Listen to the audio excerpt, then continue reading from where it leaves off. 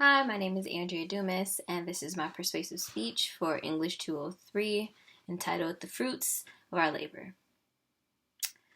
Minimum wage in 1970 was $1.60. Imagine that, $1.60. You can't buy most candy bars with that today. But in 1970, a loaf of bread was only 25 cents, a dozen of eggs was only 60 cents, and you could buy a house for $23,000. For the time period of 1970, those were all considered good inflated rates for products and an adequate pay rate. It wasn't perfect, but it was good enough to survive. Today, in 2021, the federal minimum wage is $7.25. That's an almost 400% increase. The way my parents grew up as adults is vastly different from how I'm living today. Our expenses are rising and currently steeping, with grocery store items increasing to about 400% to today's prices. The average house is now $240,000, which is a 900% increase. And the overall cost of living has left millennials and other members of society in a hole. Granted, from the 35% surplus from income that the average worker would have in 1970. These are all issues that are plaguing American citizens. And what we get from these issues is large dropout rates. We get lots of poverty, people not being able to afford basic necessities like housing and clothing, and we are stunted for economic growth. What is the solution to this? Minimum wage being raised. Minimum wage being raised to $15 an hour would lower the poverty rate in America. It will increase economic growth and create jobs, and it also allows for people to be able to afford basic necessities like housing and food. How would raising the minimum wage lower the poverty rate? Well, according to a 2014 Congressional Budget Office report, increasing the minimum wage from $7.25 to just $9 would lift 300,000 people out of poverty, and increasing it just one more dollar would lift 900,000 people out of poverty. Imagine what $15 an hour for the average citizen would look like. That's almost 4 million people that we could lift out of poverty just by raising our minimum wage a couple of dollars. These are American citizens and people who need assistance, and there is a growing poverty and homelessness problem that's happening in America. We'd be able to hit two birds with one stone with raising the minimum wage. Another large problem that's happening in America is not being able to afford basic necessities like housing and food and other essentials. Back in 1970, when minimum wage was $1.60, you could buy a loaf of bread for 25 cents. Today, the average loaf of bread costs $2.50. That's more than 400% increased rates and inflation that is happening with our American tax dollars that we are not being able to buy basic necessities for.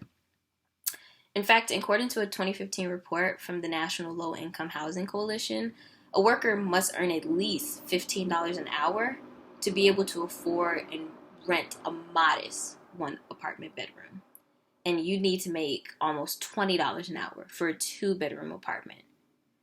The report stated that in no state can an individual working a typical 40-hour week at the federal minimum wage afford a 1 or 2-bedroom house apartment for his or her family. That means that our American citizens are without food, without shelter, and without other essentials, all because our federal minimum wage is less than half of what we're asking for. Another pro in raising the minimum wage would be a large increase in economic growth. Economic growth and for new jobs to appear. In a statement by the Economic Policy Institute, a minimum wage increase from the current rate of $7.25 to $10 would inject $22 billion into the economy and create over 85,000 new jobs over a 3-year phase period, which just illustrates that raising the minimum wage would actually be a good thing for businesses and corporations and eventually the government, creating jobs, stimulating economic growth, why hasn't the minimum wage been lifted? Why hasn't the minimum wage been raised already? Right now, the minimum wage is at $7.25, and there are 43 million people living in poverty. If we raise that to $9, 300,000 people could be lifted out of poverty. If we raised it to $10, 900,000 people could be lifted out of poverty. If we raise the minimum wage to $15 an hour, 3.7 million people could be lifted out of poverty. It's a small baby step towards ending world hunger in America, ending poverty, and making sure that families have the assistance that they need: shelter, food, clothes, and other essentials. And that's why my proposed solution is to raise the minimum wage from $7.25 to $15 an hour, with gradual increases of $1 every 10 years, which would close the gap for millions of Americans living so close to the poverty line. Workers are earning less than ever before in our country's history, and the minimum wage hasn't been increased for the past 10 years.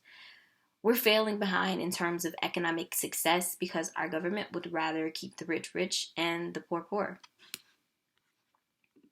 So what a $15 minimum wage looks like? Well, that means less starving children.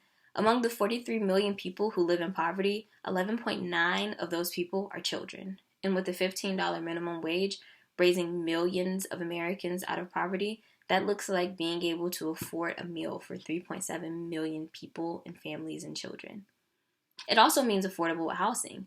If our rent prices won't decrease, raising the minimum wage to match the 900% rent and housing increase will create the ability for many people to afford housing. If it's illegal to be homeless, let's give the people a home. More jobs equals more money. With a $15 minimum wage, jobs will increase all over the country, and it's estimated that even a $10 minimum wage would create more than 85,000 jobs. Imagine a $15 minimum wage. It would also increase worker productivity and reduce turnover rates.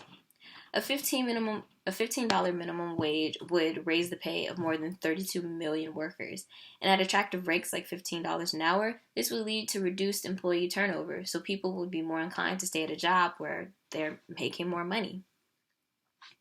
In conclusion, a raised minimum wage will result in the reduction of poverty rates across America.